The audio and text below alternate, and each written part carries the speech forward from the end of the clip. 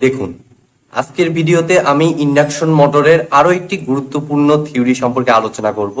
সেটা হচ্ছে আমাদের ফুল লোড টর্ক এবং ম্যাক্সিমাম টর্কের মধ্যে যে রিলেশন, সেটা রিলেটেড, এবং এটা রিলেটেড বেশ কিছু ম্যাথ আমাদের আছে, সেগুলো আমরা এই থিওরির পরে আমরা সলভ করব।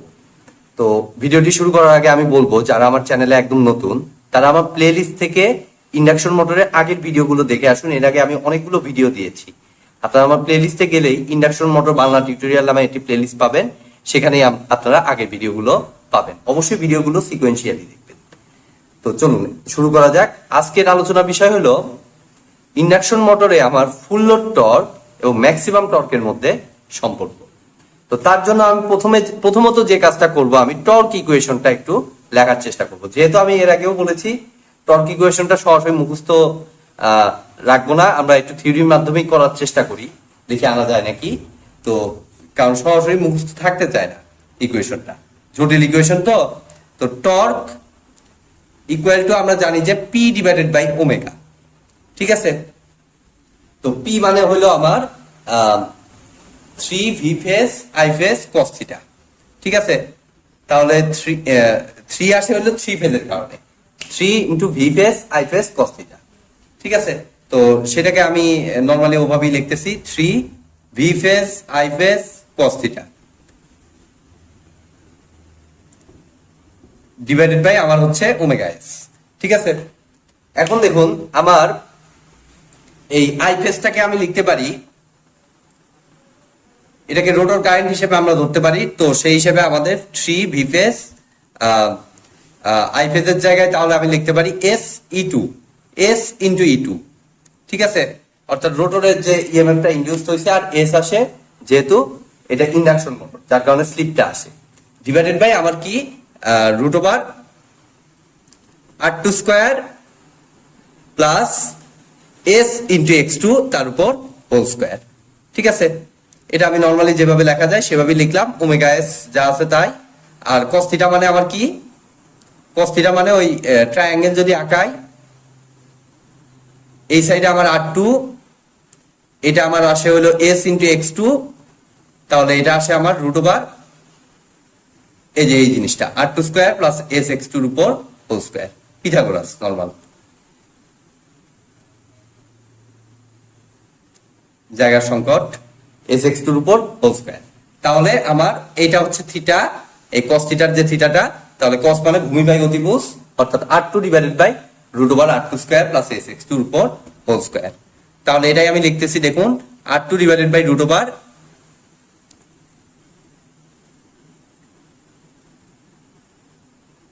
r2 square plus s into x2 তার উপর হোল স্কয়ার, ঠিক আছে। ব্যাস, এটাকে যদি আমি একসাথে করে নেই, একসাথে করে নিয়ে দেখুন আমাদের root over r2 square plus s into x2 whole square আর রুট ওভার r2 স্কয়ার, এই দুটো গুণন হয়ে রুট উঠে যাবে। অর্থাৎ শুধুমাত্র থাকবে আমার কত, r2 square plus s into x2 তার উপর হোল স্কয়ার। আর উপরে এতগুলো টার্মের মধ্যে আমি শুধুমাত্র s এবং r2 কে রাখলাম, আর বাদ বাকি যা কিছু আছে ভি ফেজ যদিও ই2 সমানুপাতিক, সেই হিসেবে এক রাশি করা যায়। আমরা এক রাশি না করে দুটোই যেহেতু কনস্ট্যান্ট, আমরা কনস্ট্যান্ট রাখবো, ঠিক আছে। অর্থাৎ বাদ বাকি যা থাকলো 3 ভি ফেজ ই2 ওমেগা এস, এই সবগুলোকে আমি একটা কনস্ট্যান্ট কে ধরে নিলাম, ঠিক আছে। তাহলে এইখান থেকে আমি সরাসরি বলতে পারি, দেখুন t is proportional to s into r2 divided by r2 square plus s into x2 তার উপর হোল স্কয়ার। আমরা এই ইকুয়েশনটাকে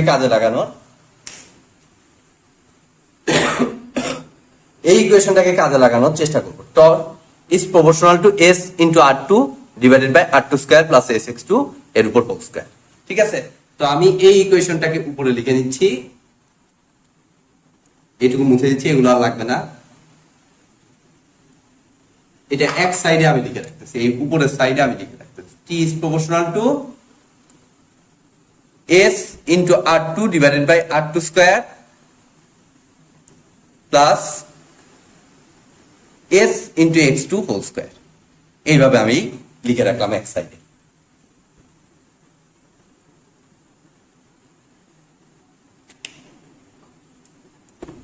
এখন দেখুন ফুল লোড টর্ক বলতে আমরা কি বুঝি। ফুল লোড টর্ক মানে হচ্ছে মোটরটা ফুল লোড অবস্থায়, ঠিক আছে, এক কথায় ফুল লোড অবস্থায় যে টর্কটা পাবো। অর্থাৎ আমি ফুল লোড টর্ক হিসেবে ইকুয়েশনটা দেখুন, আমি এটাকে মনে করলাম টিএফ দ্বারা ফুল লোড টর্ক বুঝাইলাম, এবং ফুল লোড টর্ক অবস্থায় আমাদের স্লিপটা মনে করলাম SF, S of full load, এই যে এএসটা ইনটু R2, এগুলো কনস্ট্যান্ট, R2 x2 এগুলো constant value, divided by R2 square plus S into sorry এই এসটা অবশ্যই হবে এসএফ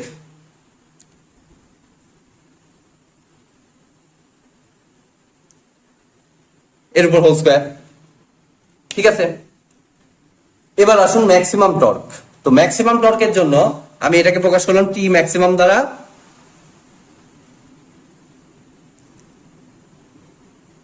তো টি ম্যাক্সিমাম সমান আমার একই ইকুয়েশন এস ম্যাক্স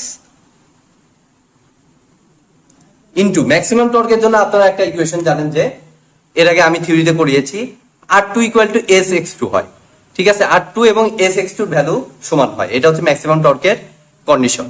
অর্থাৎ আমি R2 এর জায়গায় আমি চাইলেই লিখতে পারতেছি এস ইনটু এক্স টু, অর্থাৎ S max into X two. তাহলে এই নিচের R2 এর জায়গায় আমি লিখতে পারতেছি এস এক্স টু, অর্থাৎ এস ম্যাক্স এর উপর স্কয়ার ইনটু এক্স টুর উপর স্কয়ার, প্লাস পরেরটাও আমার এস ম্যাক্স এর উপর স্কয়ার ইনটু এক্স টুর উপর স্কয়ার, ঠিক আছে। সিম্পলি আমি জাস্ট R2 এর জায়গায় এস এক্স টু বসিয়ে দিলাম।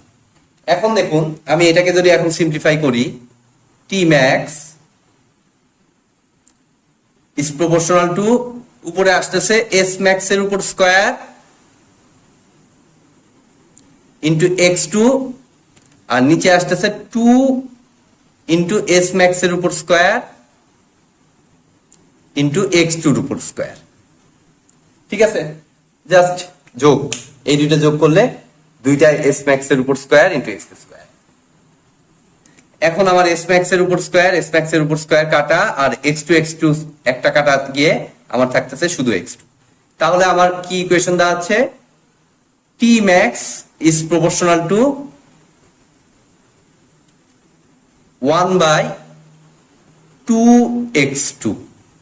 এটা আমি সিম্পলি যেরকম আছে এরকম জাস্ট খালি এই হিসাব করে এরকম লিখতে পারতেছি।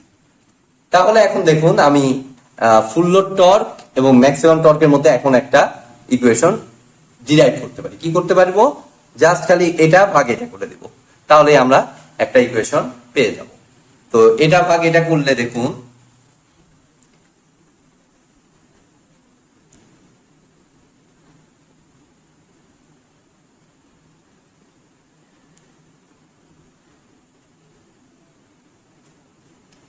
সিম্পলি যদি আমরা ভাগ করে দেই এটা ভাগ এটা, তাহলে এই 2x2 টা উপরে উঠে যায়, অর্থাৎ 2 SF R2 into x2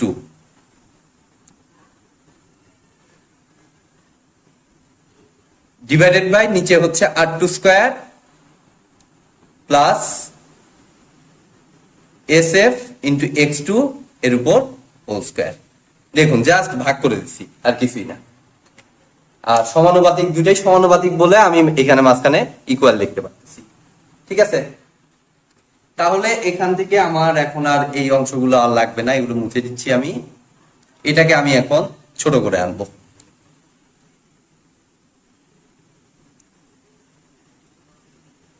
আচ্ছা, এটাকে এই সাইডে আমি লিখি TF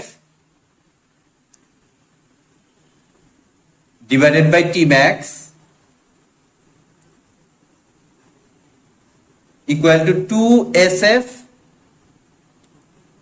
R2 into X2 divided by R2 square plus SF into x2 তার উপর হোল স্কোয়ার। ঠিক আছে,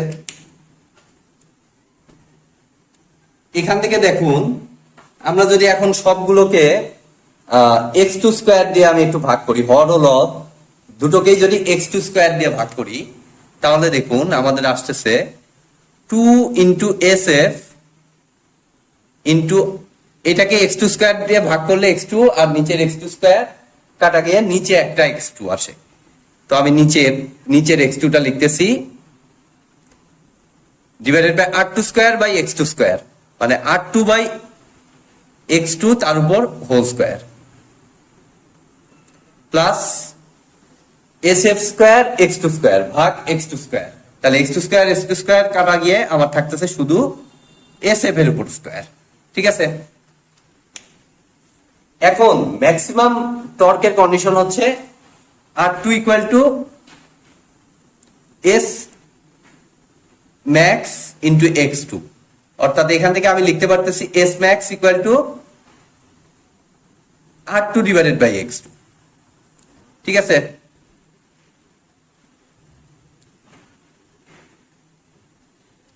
তাহলে দেখুন আমি এখন কিন্তু চাইলে ইকুয়েশনটাকে কিভাবে লিখতে পারতেছি,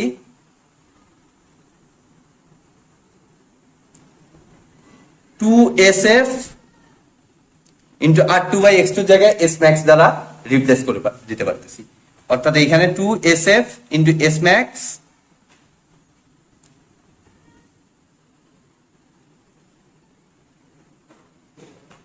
S ম্যাক্স এর উপর স্কোয়ার প্লাস SF এর উপর স্কোয়ার। এইটা হচ্ছে আমার গাণিতিক ইকুয়েশন।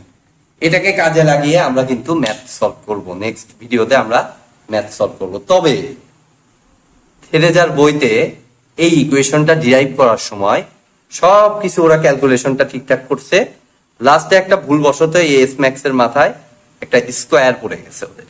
ঠিক আছে, এবং তারা যে ম্যাথটিও সলভ দিয়েছে সেখানেও এই এস ম্যাক্স এর উপর স্কোয়ার দিয়ে ম্যাথটি সলভ দিয়ে রেজাল্টটা কিন্তু ভুল করে রেখেছে। ঠিক আছে, এটা কিন্তু আমি আজকেই বলে দিলাম থিওরিতে।